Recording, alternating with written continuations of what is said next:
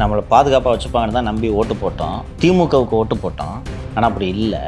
எல்லாருமா சேர்ந்து தான் இந்த திமுக கவர்மெண்ட்டை தேர்ந்தெடுத்தோம். ஆனால் அவங்க எப்படி நம்மளை ஏமாற்றுவாங்கன்னு இப்போ தானே தெரியுது. எடப்பாடி பழனிசாமிக்கு மகளிர் தின வாழ்த்துக்களின் மூலமாக விஜய் அவர்கள் பதில் சொல்லியிருக்கிறார் என்று தான் நான் இந்த விஜயின் மகளிர் தின செய்தியாக புரிந்து கொள்கிறேன். இன்னைக்கு விஜய் என்னை வளர்த்தது அன்னை, நான் ஆளானது ஒரு பெண்ணால், இப்படி ஏதாவது உருட்டிருக்கலாம்ல, பாரதி கவிதையை படிச்சிருக்கலாம்ல. நம்பி ஓட்டு போட்டோம். உங்களுக்கு வாழ்த்து சொல்ல கூட முடியாமல், மகிழ்ச்சியாக வாழ்த்து சொல்ல கூட முடியாமல் பாதுகாப்பு இல்லாத நிலைமை இருக்குது. அவங்கள வீட்டுக்கு அனுப்புவோம், நீங்கள் வீட்டுக்கு அனுப்புவீங்க, நாம் வீட்டுக்கு அனுப்புவோம். எப்படி அனுப்புவார் விஜய் சொல்லுங்கள். ஸோ பழனிசாமி பொது எதிரி திமுகன்றாரு, இவர் இதை வீட்டுக்கு அனுப்புவோம், நாம் எல்லாரும் சேர்ந்து. எடப்பாடி பழனிசாமி கூட கூப்பிட்றதா இருவரும் பேசிக்கொள்கின்றனர். ஆக்சுவலாக இந்த வீடியோ கொஞ்சம் எடிட்டிங் பார்த்தா தெரியும். ஸ்கிரிப்டட் வீடியோ, அதை தாண்டி எடிட்டிங் இருக்குது 2 மணி நேரத்தில். சினிமாக்காரருப்பா, லைக் யாரோ பேச சொல்லி இந்த மாதிரி பேசுங்கன்னு சொல்லிட்டு பர்ஃபெக்டாக. அது 1 நிமிஷம் வீடியோ தான், 1.5 தான் வரும். ஒரு நிமிஷம் 14 செகண்ட் என்று நினைவு எனக்கு. புரியுதுங்களா சார்? இந்த ரெட் அண்ட் பிளாக் சைக்கிளில் வந்தார். இப்போ இந்த அந்த அப்போ தானே சார் ஓட்டு போட்டாங்க. 21 வந்தார். 21 அது அவங்க ஆட்சி. அப்போ அதுக்கப்புறம் தானே இப்போ திமுக ஆட்சி இருக்கு. சொன்னார், சிம்பாலிக்கா சொல்றாருன்னு கூட சொல்லப்பட்டுச்சு அப்போ. சரிங்க சார். நான் இந்த விஷயத்தை எப்படி பார்க்குறேன்னா, இன்னுமே மகளிரோட ஓட்டு திமுகவுக்கு இருக்குது. என்ன காரணம், இந்த 1000 ரூபாய் பணம் ஒன்று இன்னொன்று இந்த இலவச பயணம் அப்படின்னு சொல்லிட்டு திமுக அரசியல் கொண்டு வரப்படும் திட்டங்கள் எல்லாமே மகளிரை மையமாக வைத்து தான் இருக்குது. ஓகேங்க. நீங்கள் பார்த்தீங்கன்னா லைக் ஏடிஎம்கே ஐடிவிங்கும் அந்த மாதிரி ஒரு பிரச்சாரத்தை எடுத்துப்பாங்க. உமனுக்கு சேஃப் இல்லை, தொடர்ந்து பாலியல் வன்கொடுமைகள் நடக்குது அப்படின்னு. அது உண்மையும் கூட. ஆனால் ஒரு தேர்தலுக்கு எதை பிரச்சாரமாக எடுத்துகிட்டு போகணும், எதை மையமாக வைக்கணும்னு ஒரு அரசியல் கட்சிக்கு தான் தெரியும். ஓகேங்களா? எதை வைத்தா நம்ம வெற்றி பெறுவோம், யாரோட வாக்குகள் நம்மளுக்கு குறைவாக இருக்குது, இப்போ யாரோட வாக்குகள் தேவைன்னு சொல்லிட்டு அவங்க தான் டிசைட் பண்ணுவாங்க. இப்போ விஜய் அவர்கள் பேசியிருக்கிறத பார்த்தோன்னே இந்த வாக்குகள் விஜய்க்கு தேவைப்படுது, பெண்களோட வாக்குகள். அதுவும் எந்த பெண்கள்லாம் திமுக ஆதரவாக இருக்காங்களோ அவங்களாம் நம்ம பகவத்துக்கு கொண்டு வரணும். அவங்க 1000 ரூபா வாங்கினாலும் சரி. ஸோ இப்போ நான் சொல்கிறேன், திமுக ஆட்சியில் பெண்களுக்கு பாதுகாப்பு இல்லை, பாருங்கள் தொடர்ந்து பாலியல் குற்றம் நடக்குது அப்படின்னு சொல்லிட்டு நான் ஒரு பிரச்சாரத்தை வைக்கிறேன்னா, அதை தாண்டி எனக்கு அந்த 1000 ரூபா முக்கியமாக தெரியாது, அந்த இலவச பேருந்து முக்கியமாக தெரியாது, பாதுகாப்பு தான் முக்கியம் சொல்லி நான் வாக்களிப்பேன். ஓகேவா? அது உண்மையும் கூடன்னு வச்சிங்களேன், உண்மையும் கூட. அப்படி இருக்கும்போது இதை மனதில் வைத்து தான் விஜய் அவர்கள் அப்படி பேசியிருக்காரு அப்படின்னு நான் நினைக்கிறேன். நம்ம போன தடவை நீங்கள் பேசும்போது சொல்லியிருந்தீங்க, பிகேவெல்லாம் கூப்பிட்டு வந்து இந்த 2வது ஆண்டில் சொல்லியிருந்தாங்க இல்லையா? அப்போ அவர் பேசும்போது கம்மியாக பேசியிருந்தார். இன்னும் இந்த விஷயத்தை சுட்டி காட்டி இருக்கணும், இங்கே தமிழ்நாட்டில் நடக்கிற பாலியல் வன்கொடுமைகளை சுட்டி காட்டி இருக்கணும், இந்த அரசு ஊழியர்கள் பற்றியும் அவர் பேசியிருக்கணும்னு சொல்லியிருந்தீங்க. ஸோ இந்த மகளிர் தினத்துக்கு ஆப்டான ஒரு விஷயத்தை அழகாக டச் பண்ணிட்டு போயிட்டாரு. ஃபர்ஸ்ட் டைம் திமுகன்ற வார்த்தையை யூஸ் பண்ணி டைரக்ட் அட்டாக் பண்ணியிருக்காரு. நான் சொல்லட்டுமா? எடப்பாடி பழனிசாமிக்கு மகளிர் தின வாழ்த்துக்களின் மூலமாக விஜய் அவர்கள் பதில் சொல்லியிருக்கிறார் என்று தான் நான் இந்த விஜயின் மகளிர் தின செய்தியாக புரிந்து கொள்கிறேன். எந்த வகையில் சார் திமுக அட்டாக் பண்ணியிருக்காரு? அதிமுக பற்றி அவர் பாசிட்டிவாகவும் எதுவும் பேசலை, நெகட்டிவாகவும் எதுவும் பேசலை, நியூட்ரலில் இருக்கார்.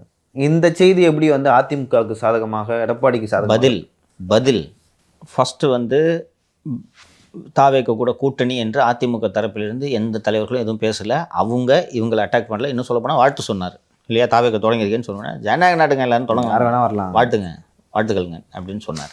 எப்போவுமே தாவேக்காவை பற்றி கேட்கும்போது எல்லாருமே எங்கள் தலைவர் வாழ்த்து சொல்லிட்டாரு அப்படின்ட்டுருவாங்க.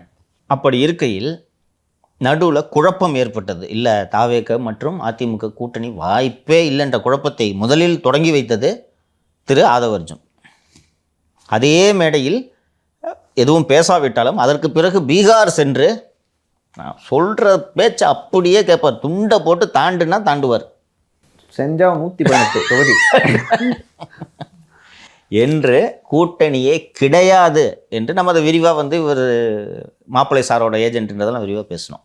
அதற்கு பிறகு இந்த திராவிட மாடல் ஊடகங்கள் அதை பேசி அதெல்லாம் கிடையவே கிடையாதுங்க. நேற்று கூட புதிய தலைமுறையில் விஜயின் திட்டம் என்ன, இது விஜய்க்கே தெரியாது, இவங்க பேசிகிட்டு இருக்காங்க உட்காந்து. அந்த நிகழ்ச்சியில் விவாதத்தில் விஜய் கட்சியிலேருந்து ரெப்ரஸன்டேட்டிவ் இருக்கணுமா இல்லையாப்பா? ஒரு ஃபேராக சொல்லுப்பா, ஜேர்னலிஸ்டா. இவங்களாம் உட்காந்து பேசுகிறாங்க. இல்லை, ஒரு கட்சியை பற்றி பேச போகிறோம், அந்த கட்சிக்கு சம்மந்தப்பட்டவங்க யாராவது இருக்கும். இன்னொன்று, ஆல்ரெடி புஷி ஆனந்த் அவர்கள் தாவேக்கா சம்பந்தமாக நியமிக்கப்பட்டவர்கள் மட்டும் தான் இதுக்கு கருத்து சொல்லணும்னு சொல்லிட்டாங்க.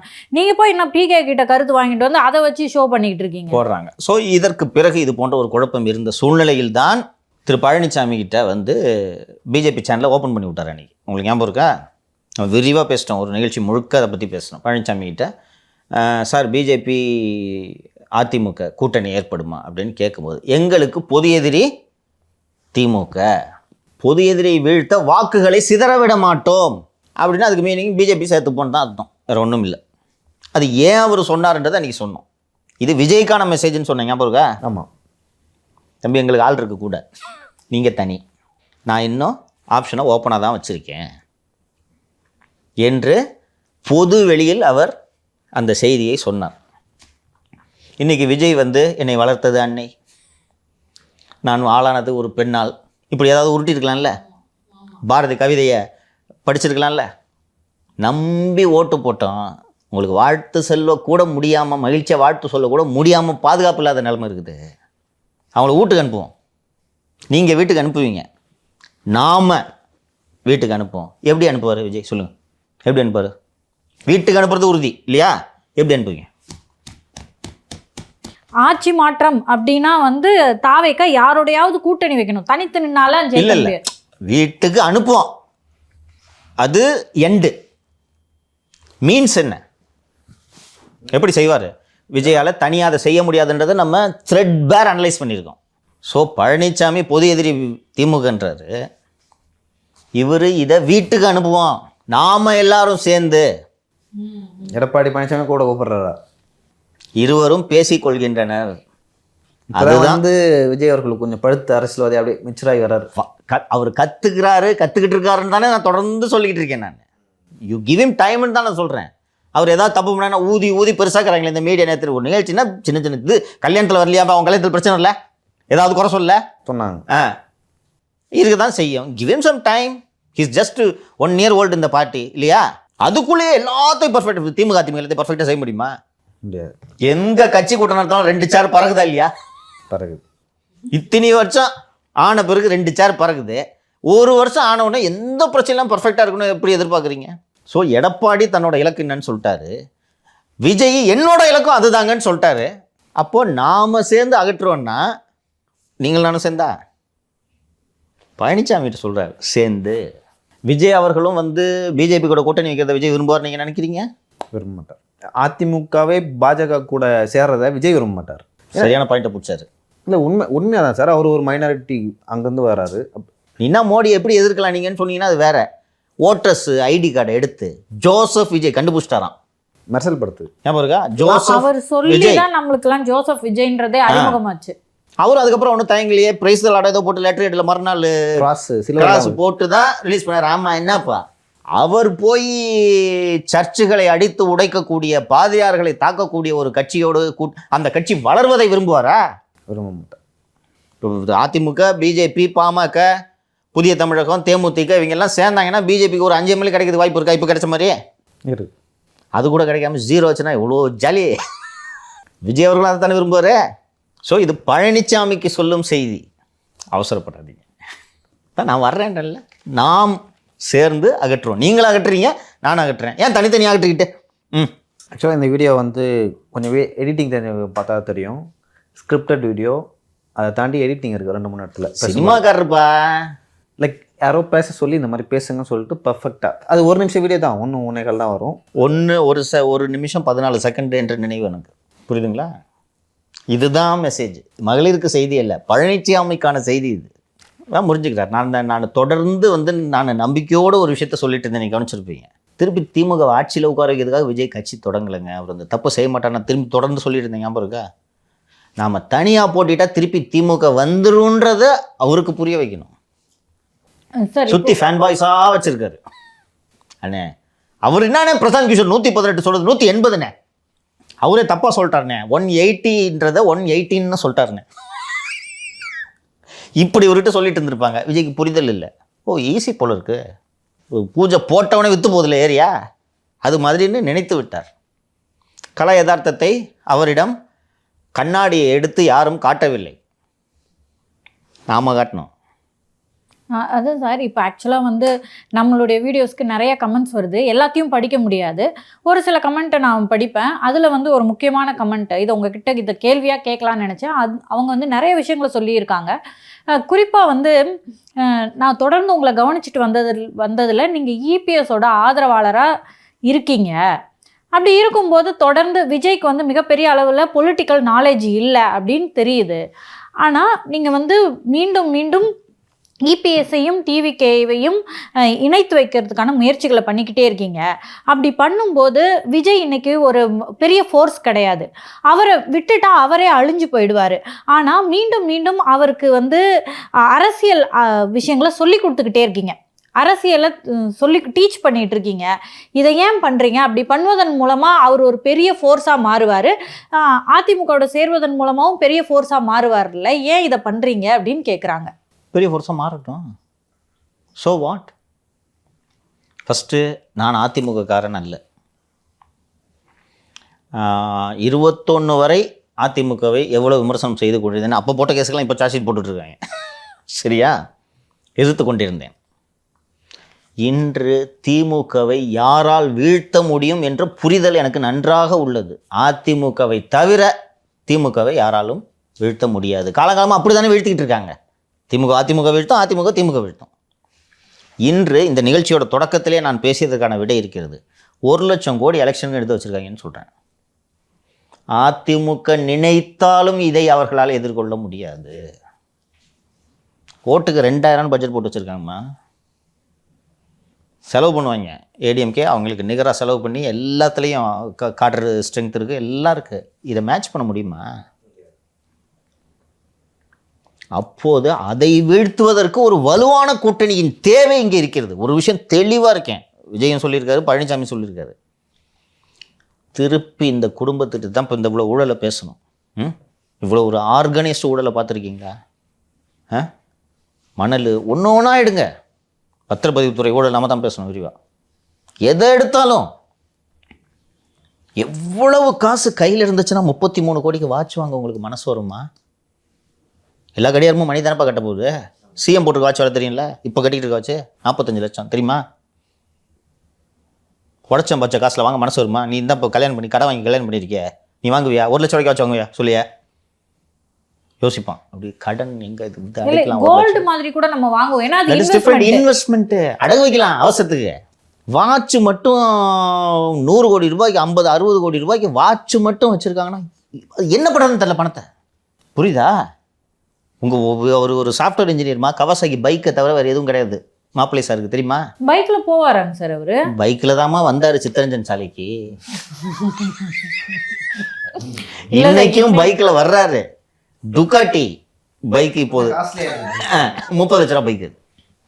அப்போ ஒரு கவாசாகி பைக்கு, திருநெல்வேலியை சேர்ந்தவர். இதுதான் ஒரு பின்புலம், மிடில் கிளாஸு. அப்படியா இருக்கீங்க இன்னைக்கு? எவனும் ஊரில் எவனும் தண்ணி வியாபாரம் பண்ணி பிழைக்கக்கூடாதா? சின்னதாக ஒரு பிளான்ட்டு போட்டு ஒரு மினரல் கம்பெனி நடத்திட்டு இருப்பான். நிப்பாட்டு, பிராண்டை மாற்று, ஸ்ப்ரிங்ஸ்னு ஒட்டு. இன்றைக்கி நண்பர் ஒருத்தர் சொன்னார், எல்லா கஃபே பாரு அங்கெல்லாம் மேண்டட்ரி ஸ்ப்ரிங்ஸ். அதை அவங்க உறவினர்கள் தான் பார்த்துக்கிறாங்க அந்த ஸ்ப்ரிங்ஸ். அவங்க கூட சம்பாதிக்கணுமா? யாரும் எதுவுமே சம்பாதிக்கக்கூடாதா? ஒரு திமுக கவுன்சிலர் இன்றைக்கி சம்பாதிக்கலாமா? எலெக்ஷனுக்கு வாங்கின கடனை இன்னும் பல எம்எல்ஏக்கள் அடைக்கல. திமுக எம்எல்ஏக்கள் எல்லாத்தையும் எல்லா டெண்டருங்க முடிவு பண்ணிடுது. அங்கே லோக்கலில் வேலை செய்கிற கான்ட்ராக்டர்கிட்ட போயிட்டு இந்த மாதிரி வேணுன்ட்டு கவுன்சில் கேட்டால், யோ மொத்தமாக கொடுத்தாச்சு, அங்கே போய் கேட்டிக்க போயா, தனித்தனியாக ஒவ்வொருத்தருக்கெல்லாம் கொடுக்க முடியாதுன்றாங்க. ஒப்பந்ததாரர்கள் மகிழ்ச்சியாக இல்லை. இப்படி ஒரு ஊழலை தமிழகம் பார்த்ததில்லை. இப்போது இவர்களை திருப்பி கொண்டு வந்து 26 உட்கார வச்சா என்ன ஆகும்? 96 தேர்தல் பிரச்சார கூட்டத்தில், கடைசி பிரச்சார கூட்டத்தில் கருணாநிதி பேசியதுதான், மீண்டும் அதிமுக ஆட்சிக்கு வந்தால் இந்திய வரைபடத்தில் தமிழகம் இருந்த இடம் ஓட்டையாக இருக்கும். அதை இந்த குடும்பம் செய்யும். சிஎம்க்கு எதுவுமே தெரியாது. அவர் என்ன கேட்க வேண்டும், எப்படி கேட்க வேண்டும், எதை கேட்க வேண்டும் என்பதை சுற்றி இருக்கக்கூடிய அதிகாரிகள் முடிவு செய்கிறார்கள். மகிழ்ச்சியாக வச்சுக்கிறாங்க. ஐபேட் ஒன்று எடுத்துகிட்டு போய் இங்கே பாருங்கள் தலைவரை வியூஸை கொஞ்சம் யோசிச்சு பாருங்கள். நான் வேணுக்குன்னு சொல்கிறேன்னு நீங்கள் நினைக்காதீங்க. இந்த அப்பா டைட்டில் எவ்வளோ ஆக்வர்டாச்சுன்றதை நம்ம விரிவாக பேசிட்டோம். எதிர்கட்சி தலைவர் நான் பேச மாட்டேன்னு நினச்சேன், பிரச்சனை ஆகிடுங்க வீட்டில் அப்பான்னு கூப்பிட்டா அப்படின்னு சொல்லிட்டார். அதுக்கப்புறம் இன்னைக்கு போய் அப்பான்னு திருப்பி சொல்கிறாருன்னா விவரம் தெரிஞ்சால் சொல்லுவாரப்பா? சொல்லுங்க. சொல்ல மாட்டார். இல்லை சார், ஆக்சுவலாக இது சொல்ல நினச்சேன் முன்னாடியே. ஒரு பொருள் வந்து ஒரு யூடியூபே பார்க்குறோம், யூடியூப்லேயே வந்து ஒரு ஆடு 10 டைம் வருது. உங்களுக்கு எப்படி ஃபீல் ஆகும்? எனக்கு தேவைன்னா அந்த பொருளை நான் வாங்கிப்பேன், ஓகேவா? அந்த யூடியூப் பல்காக எதுவுமே எப்படி ஒர்க் ஆகும்னா அந்த அளவுக்கு வந்து ப்ரொமோட் பண்ணாது. இவனுக்கு எதுக்கு திரும்ப இவன் கிளிக் பண்ணியும் பார்க்க மாட்டான் அந்த ஆடை, அதுக்கப்புறம் வந்து வாங்கவும் மாட்டான் அந்த ஆட்டில். எதுக்கு நான் வந்து இதை அனுப்பணும் அப்படின்னு சொல்லிட்டு நான் திரும்ப அனுப்பாது அந்த ஆடை, ஓகேங்களா? ஏன்னா நம்மளுக்கு எரிச்சல் விட்டுருணும். ஆனால் திமுக அரசு முதல்வர் என்ன பண்ணுறாங்கன்னா திராவிட மாடல் அப்பா அப்படின்னு சொல்லிட்டு திணிக்கிறாங்க. எங்கே போனாலும் கலைஞர் பேருந்து நிலையம், கலைஞர் வந்து இந்த மாதிரி உழவர் சந்தை அப்படின்னு சொல்லி திணிக்கிறதால அந்த அதிகப்படியான விளம்பரம், அந்த திணிப்பு வந்து அவங்க மேலே வந்து ஒரு வெறுப்பு வர ஆரம்பிச்சிடும், ஓகேங்களா? அதை தான் இப்போ திமுக அரசு பண்ணிட்டு 91லேருந்து 96 வரைக்கும் ஜெயலலிதா எல்லா தவறுகளையும் தெரிந்து செய்தார். மகாமகம், பாகர சொத்தெல்லாம் வாங்குறது, கவர்மெண்ட் லேண்ட் அவங்க பேருக்கு எழுதிக்கிறது தெரிஞ்சு செஞ்சார். 96ல் பாடம் கிடைத்தவுடன் 2001 திருந்தினார்.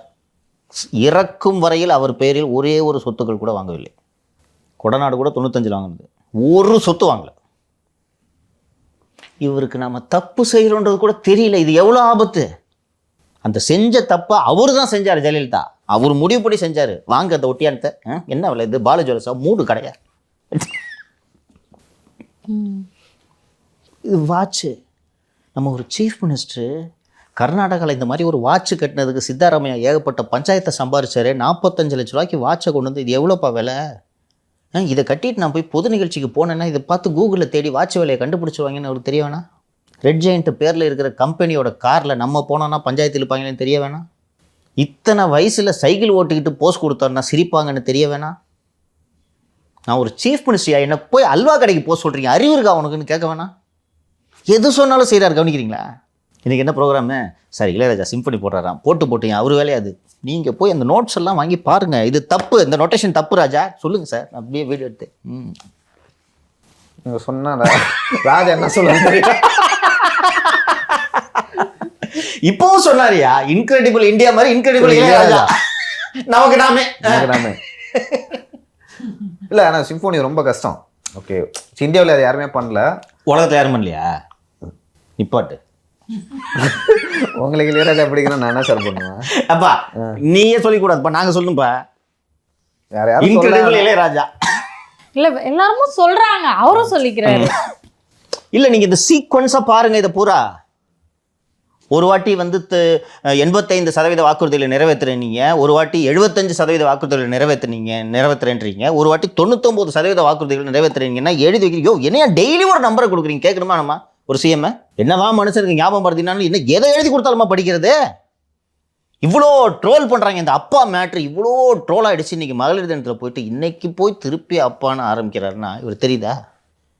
அப்போ இவரை சுற்றி ஒரு கொள்ளை கூட்டம் ஆட்சி நடத்தி கொண்டிருக்குது என்பது தெரியுதா? இது அகற்றப்பட வேண்டுமா வேண்டாமா? இந்த புரிதல் பழனிசாமிக்கு இருக்கிறது, விஜய்க்கு இல்லாமல் இருந்தது, விஜய்க்கும் வந்துவிட்டது. இதுதான் மகளிர் தின செய்தியாக திரு விஜய் அவர்கள் நாட்டு மக்களுக்கு தெரிவித்திருக்கிறார் என்பதை நான் புரிந்து கொள்கிறேன். உண்மையிலே இது தமிழக மக்களுக்கு நற்செய்தி. சரிங்க சார். இன்னொன்று, விஜய் அவர்கள் வந்து ஷூட்டில் இருக்காருன்னு தெரியுது அந்த வீடியோவிலேருந்து. எப்பொழுதுமே வந்து ட்விட்டரில் போடுவார், இல்லைன்னா வந்து அதை வந்து அறிக்கையாக வெளியிடுவார். வீடியோ போட வேண்டிய அவசியமும் இல்லை, ஓகேங்களா? அவர் போடுறாருன்னா அப்போ அதில் ஏதோ முக்கிய செய்தி இருக்குது அப்படின்னு புரிஞ்சிக்க வேண்டியது. ஒரு இல்லையோ சொன்னது another important point, there are cuts. இந்த ஒரு நிமிஷம் 14 செகண்டு கிறிஸ்பாக மெசேஜ் கன்வே ஆகணும், கன்வே ஆக வேண்டியவங்களுக்கு கன்வே ஆகணும். அவரோட இன்டென்ஷன் தெரியுது. எனக்கு அதான் பாஸ் இன்டென்ஷன்னு பழனிசாமி சொல்கிறார். பாஸ் வரேன், அதான் இன்டென்ஷன் எனக்கும், இவங்க போகணும், அதான் இன்டென்ஷன். அதுதான் உண்மையிலே மகளிர் தினத்தில் மகளிருக்கான நற்செய்தியாக விஜய் அவர்கள் சொல்லியிருப்பதாக நான் பார்க்கிறேன். சரிங்க சார். தொடர்ந்து பல்வேறு விஷயங்களை குறித்து பேசலாம் தொடர்ந்து அரசியல். ரொம்ப நன்றி உங்க கருத்துக்கு. நன்றி.